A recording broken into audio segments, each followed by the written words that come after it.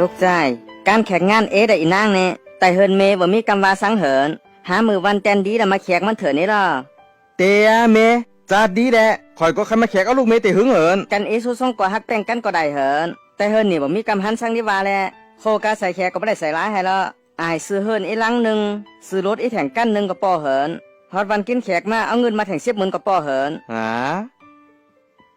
ซื้อเฮินไหลแหละซื้อรถนี่ก็ปอได้กานั่งดีเอาเงินแต่ง10,000ข่อยก็เลือใจเตะเกินนี่เมหันใจข่อยแล้วกึดเผอข่อยอินทุกแต่อินนี่บ่ได้อะถูกแทงอินก็บ่ได้แล้บ่ได้เป็นแขกลูกยิ่งก็ได้มื้อนี้ซ้ำเหินในวันนี้ลูกเมถูกหรือเปิ้นซ้ำเนอ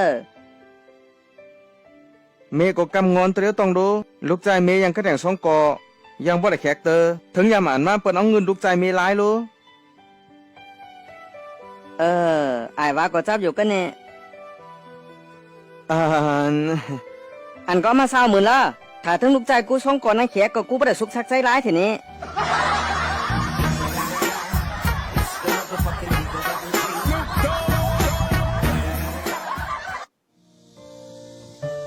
心里有一些牵挂，有些爱却不得不各安天涯。在夜深人静的时候，